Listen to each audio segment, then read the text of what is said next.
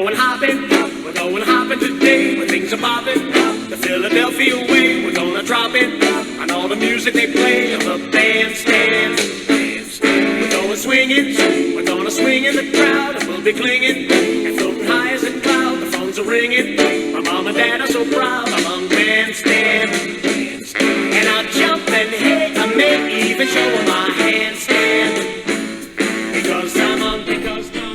Those are the introductory song of Dick Clark's American Bandstand, the great show that served as the television way of getting rock and roll out to the American nation. Dick Clark, of course, as you know, who had the Rockin' New Year's celebration until he passed away and unfortunately has been succeeded by Ryan Seacrest.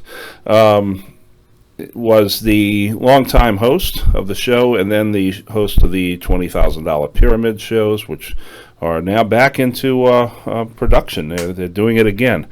But these are the sounds of the 50s, ladies and gentlemen, and they are an important part of the post-war era, the life of the post-war era around the burbs and cultural life of the 50s, and the beginning of the civil rights movement. And then I Like Ike, followed by Duck and Cover, and then a very important part of the culture of the 1950s, race, rock, and Elvis. What you see there is an advertisement for the cookie-cutter style homes of the suburbs called Levittown. That was a company. Levitt was a company that created the suburbs.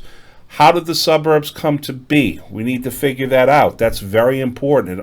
It helps underscore how American history progressed in the 1950s and the 1960s. In order to understand how the suburbs worked and how the suburbs grew, you need to understand the Servicemen's Readjustment Act of 1944, better known as the GI Bill of Rights. What was the GI Bill of Rights? One of the most marvelous examples of socialism and social policy that has ever existed in United States history. It was dedicated payments of tuition and living expenses to attend high school, college, or vocational technical school. They were not going to have the same problem that the World War I veterans had. The World War I veterans had that cash bonus that was deferred over time, which meant that during the Depression, money that they could have had was kept locked away. This time, the American Legion especially says no, and they help write the bill. It provides some low-cost mortgages for homes, low-interest loans to start a business or to go into farming, 1 year of unemployment compensation if they cannot find a job. And it protected their jobs when they went away to war. That meant that if they went away to war and they left their job, they came back, they were entitled to that job. My grandfather actually got fired from it, and he did not pursue it. He could have gotten a lot of money out of that as well. The GI Bill was written mostly for white soldiers coming home, however. There's a dark side to the GI Bill. It was not as effective for minorities. Banks would not give African Americans certain loans to buy homes in certain areas. But what the GI Bill does do is that it helps the returning soldiers to settle down and to buy homes. Home ownership. That was considered to be the key. But then the real estate lobby gets a hold of the GI Bill, and they have a clause written into that to say, well, in order to make the economy even better, we need to have new home ownership. In other words, you couldn't come back and get a loan to get your family's house in the old neighborhood or get that unique fixer-upper or so forth. No. You had to use your GI Bill for new home construction. And new home construction meant building homes where there were no homes before that.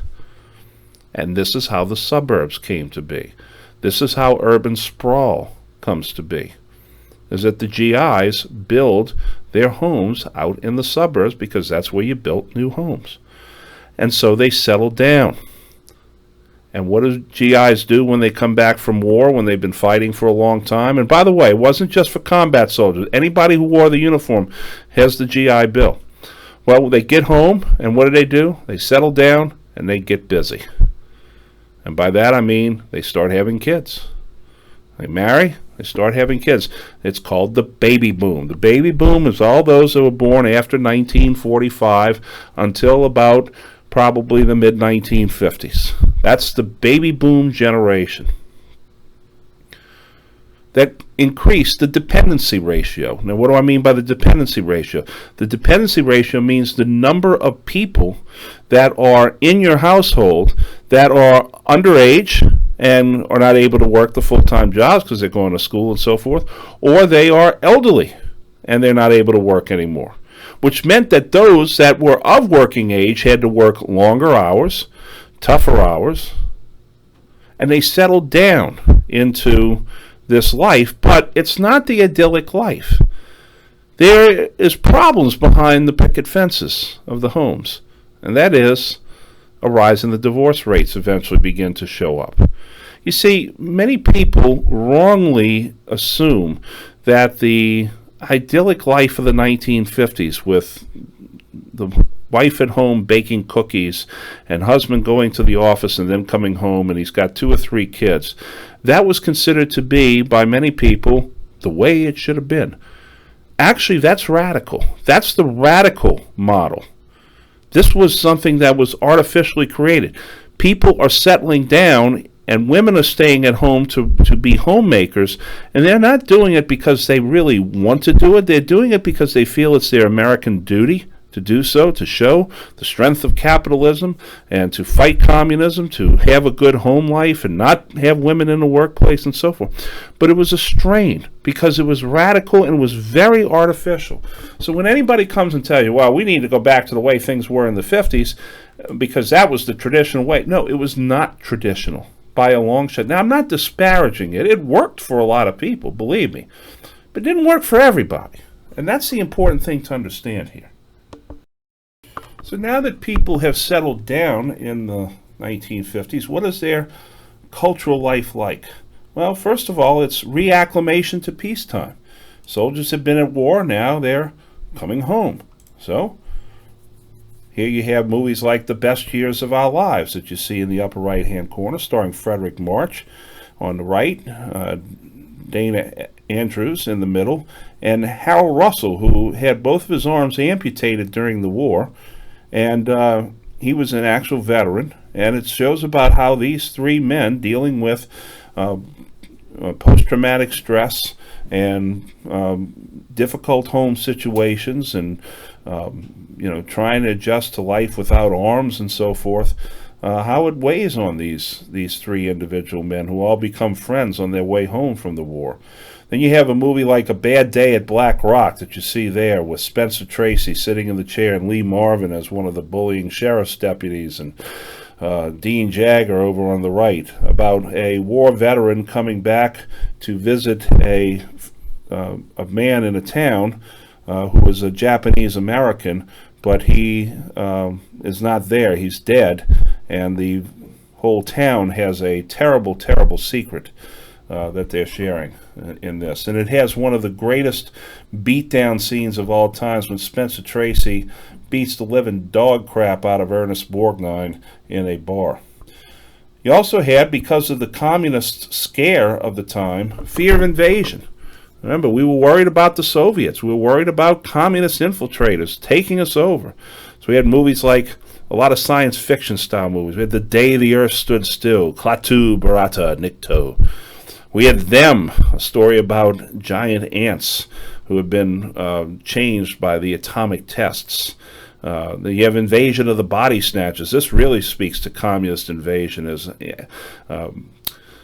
aliens coming to Earth take over your body and you become soulless and lifeless, and they come in the form of pods that will then mimic your body. And The Thing from Another World. The Thing from Another World about alien invasion in the North Pole, in the Arctic regions. This is also an age of television. Now, television had existed all the way back in the 1920s, but now people are coming home to dinner. And they're sitting around the television set. And of course, television sets back then were about the size of your 40-inch plasma screens. The only problem was is that much of that was a wood console with all sorts of machinery in it, and it had a very small, maybe 12 to 14-inch screen. People back then said, "Oh, we got a nice 19-inch screen," and everybody, "Whoa, that was big." Yeah. Well, what did people watch? They watched shows that talked about post-war life. Father Knows Best, Ozzie and Harriet, Leave It to Beaver. Oh yes, the Beav. This is all about the suburban home where mother and father are there. Dad is the font of wisdom, and mother is the calm support, and the children are just trying to find their way through the world with the help of their parents. All is good in the end. And there's another side to the story. There's the urban side to the story. For just 39 episodes, The Honeymooners ran, but what a 39 episodes they were. Most magnificent show of the time. Talked about the rough and tumble life of the city and tenement living, and dealing with always the underlying threat of spousal abuse.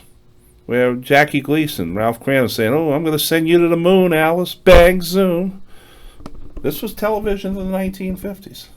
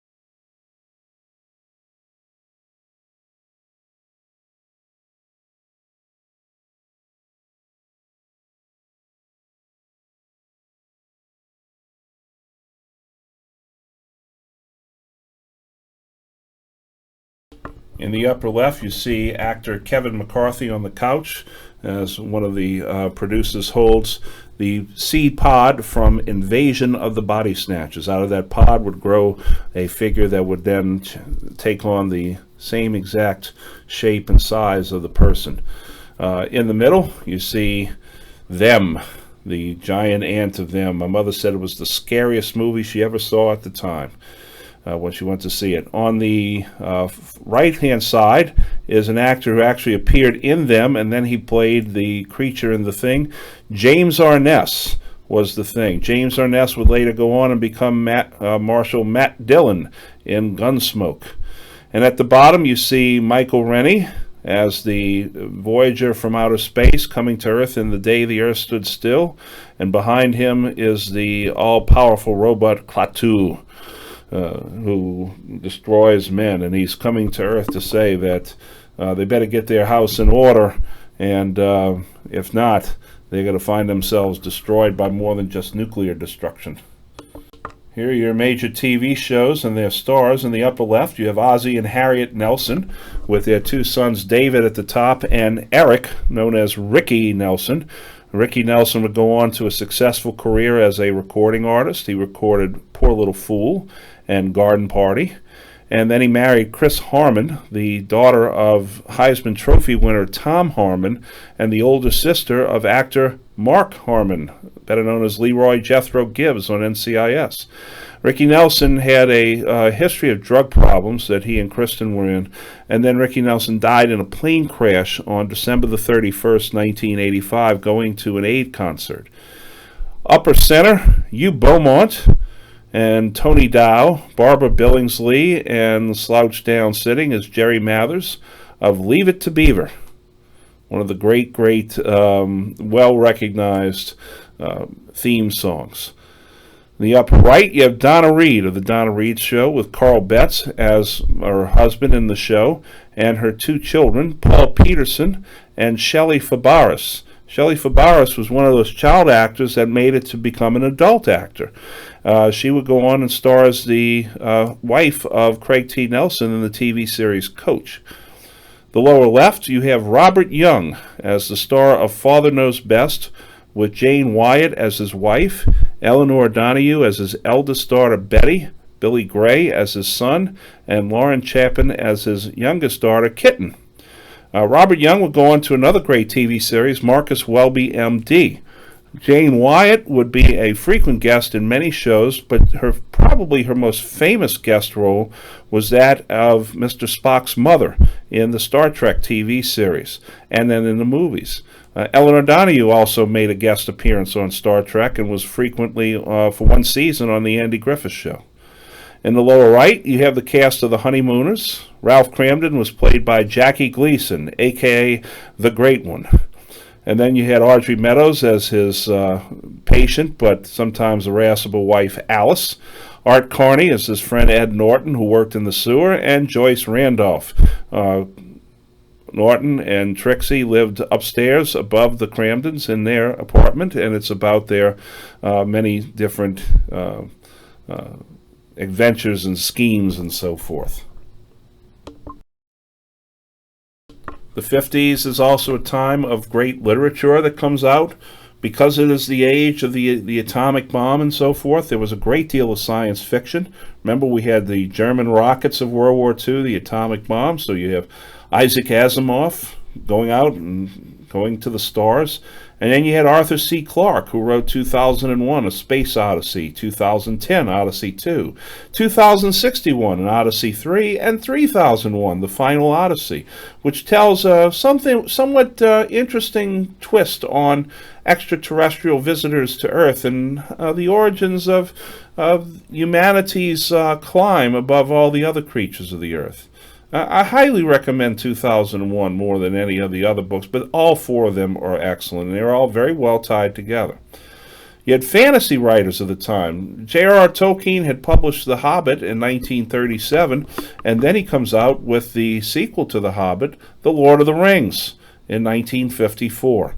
And suddenly subways throughout all America and places, bulletin boards and so forth, had Frodo Lives on it. You had novels like Hemingway, The Old Man and the Sea, a great novel of the 1950s. And you had theater. Theater oftentimes reflected the Red Scare more than anything, because those in the theater empathized with those in Hollywood. And so you had films like The Crucible, which talked about the Salem witch trials, but it's really a polemic on the Red Scare. And you also had Inherit the Wind, which is the story of the Scopes monkey trial with the names changed, but it is adapted to show the Red Scare again. And there you see the actor Frederick March one more time being cross-examined by Spencer Tracy. And they are the William Jennings Bryan and Clarence Darrow figures. And if you notice the judge sitting behind them, that's Harry Morgan, who achieved fame later on in Dragnet and in the TV series MASH. Here are some of the great books of the 1950s. In the upper left-hand corner is The Catcher in the Rye by J.D. Salinger. That's a book that is frequently targeted by fundamentalist Christians and extreme rightists to remove them from libraries and even burn them at times. In the lower center is Fahrenheit 451 by Ray Bradbury, which is a polemic against burning books. Fahrenheit 451 is the temperature at which books will incinerate, or paper will incinerate. It's a story of a dystopian futuristic society where no one is supposed to be reading books, just listening to government-produced pablum and information. But there are little pockets of libraries throughout, secret libraries, underground libraries, illegal libraries, and the firemen are not there to put out fires.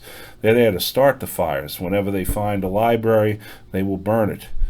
The upper center is William Golding's Lord of the Flies, the story of a young group of boys who crash land on an island in the wake of a nuclear war, and they attempt to set up a society, a working society on the island. And all I will tell you, for those that haven't read, it is an epic fail. And finally, last but not least, Ayn Rand's Atlas Shrugged, which is a darling of the current conservative movement. And the writer-producer John Rogers once described the difference between The Lord of the Rings and Atlas Shrugged. He said, one is a childish fantasy that offers engenders a lifelong obsession with its unbelievable heroes, leading to an emotionally stunted, socially crippled adulthood, unable to deal with the world. The other, of course, involves orcs. And as with some of the books, you also had challenges to the culture. And challenges to the culture came from what was known as the Beat Generation. What is the Beat Generation? This is a group of people who rejected standard narrative values, engaged on spiritual quests, oftentimes of the Eastern religious variety, or even of American religions like Indian religions. They rejected materialism. They had explicit portrayals of the human condition, which was often not very flattering, often comical. They experimented or advocated experimenting with psychedelic drugs. They engaged in sexual liberation and exploration. Their chief apostle was the writer Jacques Kerouac, who wrote about the Beat Generation probably more than anybody. You also had Hugh Hefner in Playboy. This was definitely countercultural, talking about a hedonistic style of lifestyle. You had Allen Ginsberg, who wrote the poem How, and William S. Burroughs, who wrote the book The Naked Lunch. Both of them were sued for or charged with obscenity, and the Supreme Courts and the federal courts frequently struck it down and said, no, this is free expression. What did the Beats do? Well, they were rejecting the Cold War status quo. They especially were rejecting the fact that we were teetering on the brink of nuclear war and the nuclear arms race. And they advocated racial segregation. Excuse me, they advocated racial integration. They were against racial segregation. Excuse me for that. What the Beats were advocating was the end of racial segregation, and this leads to the Civil Rights Movement. The Civil Rights Movement began really back in 1947 when Jackie Roosevelt Robinson was the first black player in Major League Baseball in the 20th century. Branch Rickey, the general manager of the Brooklyn Dodgers, chose Jackie Robinson over a number of other people who may have been a little bit more talented, but he wanted Robinson. And he made Robinson sign a deal that for 3 years he couldn't fight or talk back in any way. And he endured some serious abuse. The manager of the Philadelphia Phillies would not even take a picture shaking Robinson's hand. He would only take a picture with him with the bat, holding the bat together. Robinson really ruined his health in a lot of ways from taking all that in the end, and he died at a very young age, at the age of 54. He looked like he was about 84. His hair had gone white. He was completely blind. But in the time that he was on the Dodgers, they frequently won the pennant, appeared in the World Series several times, losing to the New York Yankees, but finally beating the New York Yankees in a World Series. And what really turned the tide for Jackie Robinson in racial relations was when Dodger shortstop Pee Wee Reese went out when Jackie Robinson was taking just a tremendous amount of abuse from the fans, and just simply put his arm around Robinson. And that more than anything said, okay, enough's enough. Larry Doby was the first black man in the American League. He played for the Cleveland Indians. In 1954, a young black girl by the name of Linda Brown lived 3 blocks from a school. The school was an all-white school in Topeka, Kansas.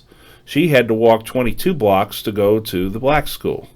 Mom and Dad wanted to go to the school that was closer, and so they sued.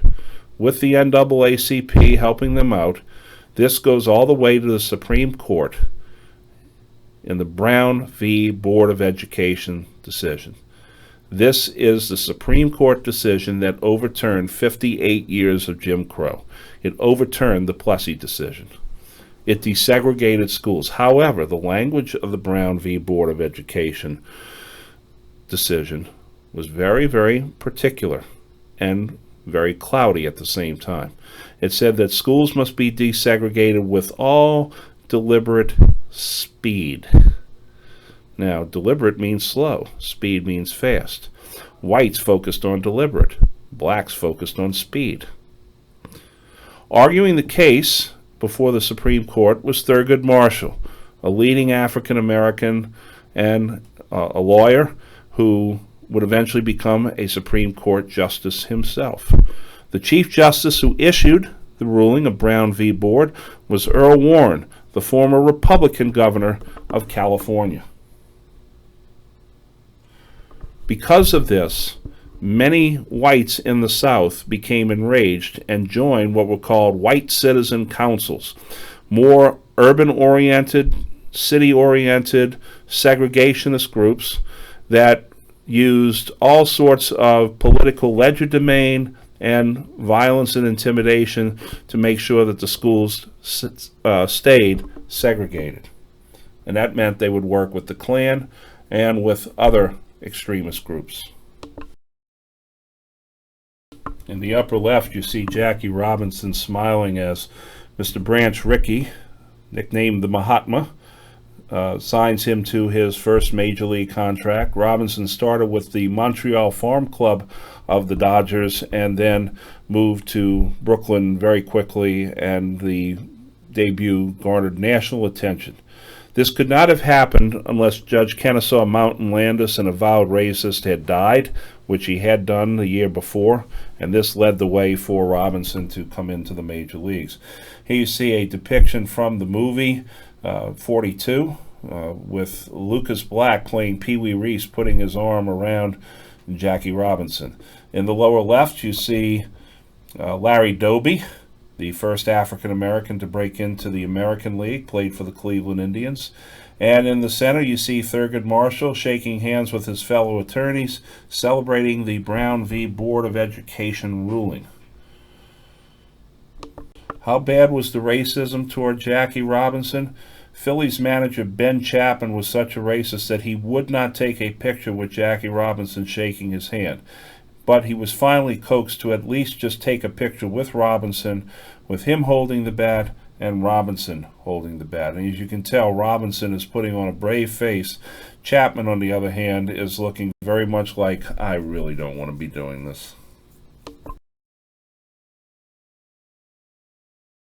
There's a great t-shirt going around. It's a black t-shirt with white writing on it, and it says simply in quotes, "Nah, Rosa Parks." Rosa Parks was a field agent for the NAACP. That is, she went out and she helped investigate a number of white racist incidents against African Americans, especially when it came to rape. You see, here's one of the big things about Jim Crow in the South, is that it was predicated on the fear that African American men would prey on white women. But in truth, it was the other way around. It was white men who preyed on African American women. And Rosa Parks, her job, when she was not being a seamstress and earning money, was to go out and help investigate these incidents of rape and sexual abuse and so forth. Rosa Parks lived in Montgomery, Alabama, and Montgomery had a very, very strict segregated bus service. Everything was segregated. This is the state of Alabama, after all. Several years before, she had had a negative experience with a white bus driver, and she vowed never to get on the bus with him again. But one time, she was sitting in the blacks section, but according to the law, when the white section filled up, blacks had to move back in the bus and open up another seat for whites. Rosa Parks said no, and for that she was arrested and charged with public disturbance and violation of segregation laws, and she was put in jail because she would not pay the fine. This leads to the Montgomery bus boycott that lasts for 380 days, from December the 5th until December the 20th, 1955 to 1956.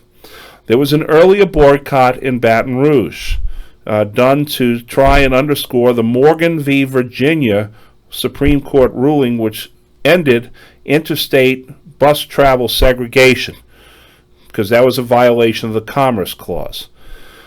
Because of the Brown ruling, many of the bus drivers in the South would join the white citizens' councils, and they would exact all sorts of indignities against African Americans riding the bus. They would pass them up without picking them up. They would overcharge them on their transfer tickets and so forth.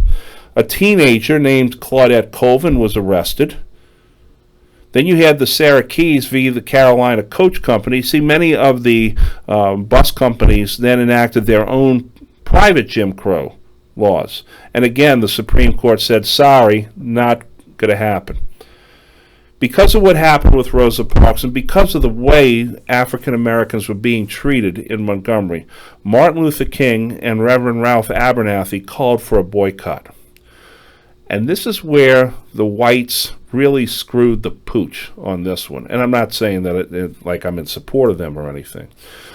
If they had said nothing at all, the boycott may not have gotten any attention whatsoever. But they very foolishly, very stupidly went on TV and pointed their fingers at the black community and lectured them and said, we don't want any of you all taking part in this here boycott that's started by a bunch of communist agitators. You all are good people and we expect you all to act like good people. Well, that immediately drew attention to the boycott. And then violence against African Americans and their imprisonment brought national attention down. And in the height of the Cold War, this was not a good look for America to have in light of the Soviets, where they could turn and the Soviets could say, "Oh, you see, we don't have any human rights supposedly, but look at what Southern U.S. doing." The Browder v. Gale finally says enough is enough. The bus lines must be integrated. And so the bus lines are technically integrated. In truth, however, many whites in Montgomery and in other cities exacted grievous tolls on African Americans because of this. Through violence, intimidation, and so forth, virtual segregation remained. And it was an economic disaster for the South because African Americans just simply said the heck with it and carpooled when they could and brought the economy down in a number of ways.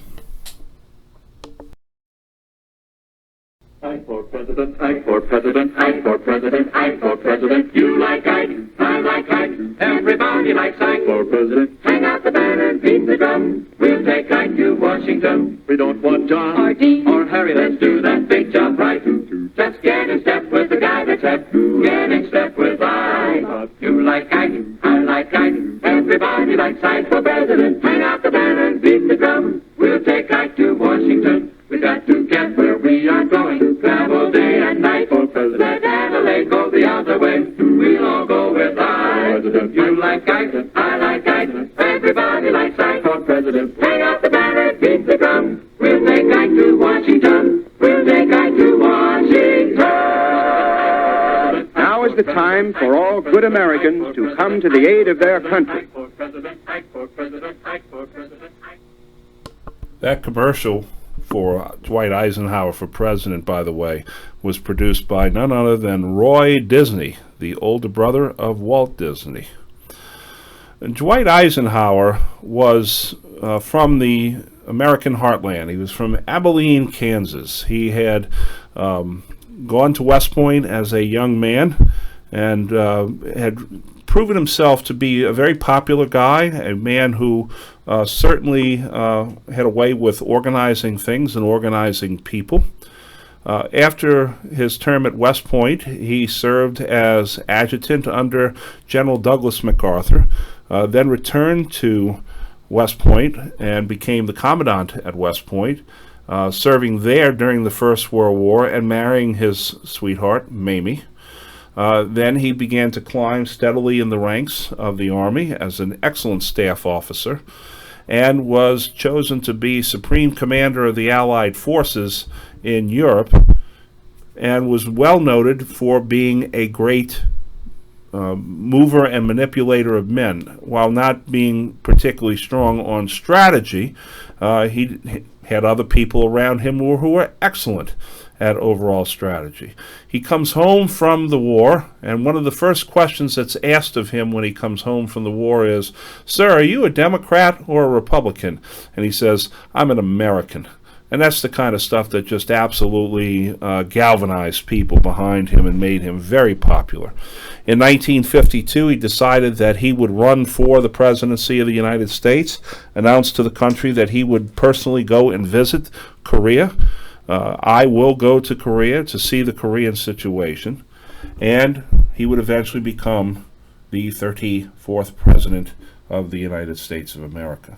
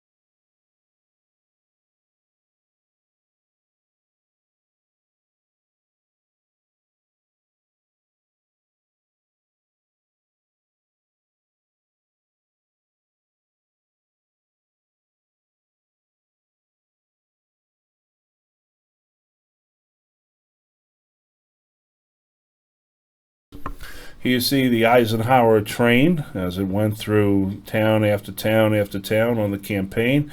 There you see the campaign button, Peace, Progress, and Prosperity. And there you see Ike signing the Federal Highway Act into law, create the interstate highway system. Now, our interstate highway system is significantly different from the German Autobahn system in a number of ways. Most of the German Autobahns don't go through the middle of major cities. They go outside the cities. That's just one example of how different they are. But they are very similar as well, especially in being controlled access highways. And here you see ground about to be broken on the very first interstate highway in the state of Missouri. And as you drive along interstates, you will see the signs, the 5 stars of Eisenhower being a general, the Eisenhower Interstate System. Because of massive retaliation and brinksmanship, many people became very afraid of nuclear destruction. You see it reflected in the literature. You see it reflected in many of the television shows. People then began creating fallout shelters. In fact, you'll see on many an old school building, you'll see nuclear fallout shelter. Schools had nuclear disaster drills called duck and cover. Bert the Turtle says duck and cover. Even had air raid sirens. In my neighborhood of Lakeview, when I went to St. Dominic's School as a young boy in the 70s, those air raid sirens still went off. Nobody paid any attention to them anymore, but they still went off from time to time, just as a precautionary warnings and so forth. And some people did have bomb shelters. There's a few in Lakeview if you know where to look.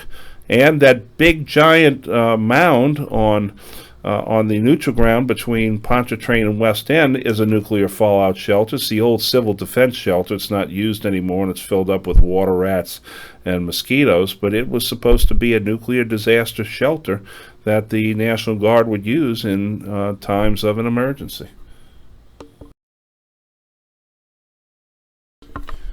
So how did the youth deal with this? How did youth deal with the culture? They felt the stress and the strain and the tension of segregation and the bomb and so forth. They did what teenagers did. They sought their means of escape. They sought their ways of entertainment. The culture of teenagers centered very much on the automobile, the car, because you're building new highways, you're building better roads. The automobile becomes very important in the 1950s. They had comic books, which we call graphic novels today, and television as well for teenagers. And the quintessential teenage movie of the time was Rebel Without a Cause, starring the great James Dean, who made only 4 movies in his lifetime and died at the age of 24 in a car accident. James Dean made Rebel Without a Cause, and it's the story of a young man kind of disconnected from his family, trying to find his way in the world. And it's noted because the father in the movie is played by Jim Backus. And Jim Backus is the man who plays Thurston Howell on Gilligan's Island, and he's also the voice of Mr. Magoo. He does a magnificent performance in this movie. Dean made another movie with Rock Hudson called Giant, and I'm not really familiar with the other 2 movies. You'll have to just look them up. Teenagers also expressed their disdain for segregation and the bomb through the dance floor, through rock and roll. First coined by a Cleveland disc jockey named Alan Freed. Rock and roll had roots in African-American rhythm and blues music, black rhythm and blues music that was later marketed as rock and roll. Bob Saget, the very funny and somewhat dirty comedian from the TV series Full House, once had in his stand-up routine that once there was a man who had a little swivel in his hips, a little curl in his lip, and he sang a really good tune. Unfortunately, he was black and nobody listened to him, but then a few years later, Elvis came along.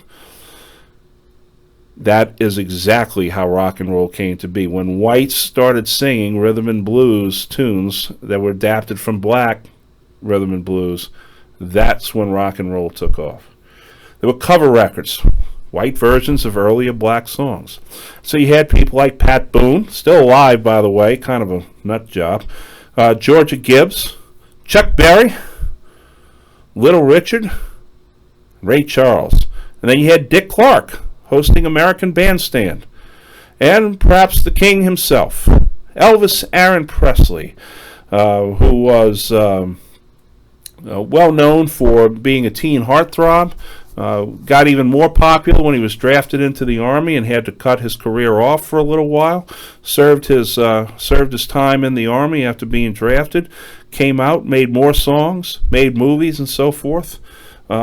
Regretfully, Elvis died much too early from an overdose of prescription painkillers.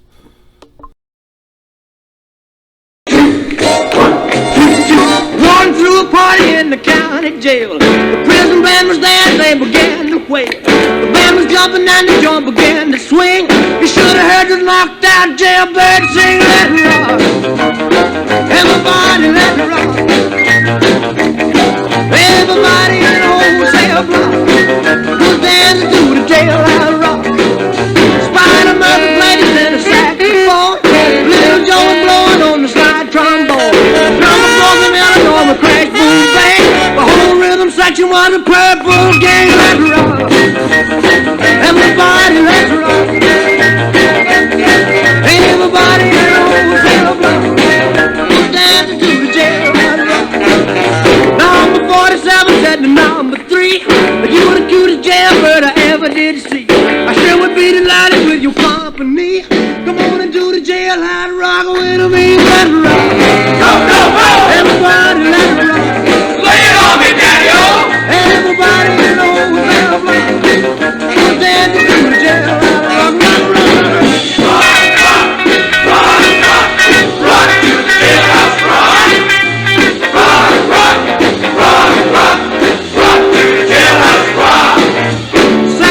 Sitting on a block of stone, way over in the corner weeping all alone. The warden said, hey buddy, don't you be no square. If you can't find a partner, use a wooden chair.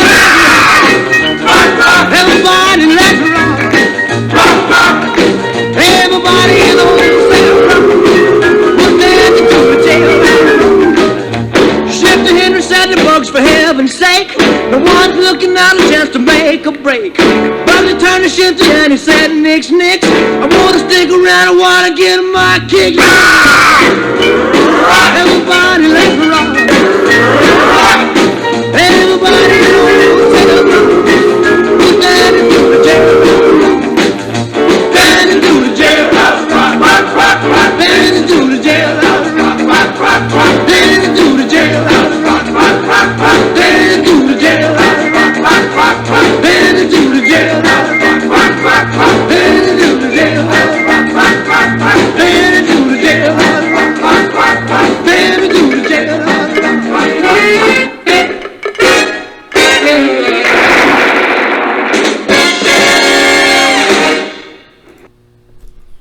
It was on the dance floors that integration began to take place as African Americans and white Americans mingled together. It was on the dance floor that resistance to the bomb and the culture of the Cold War took place. Do not underestimate the power that rock and roll had, and never underestimate the power of the king.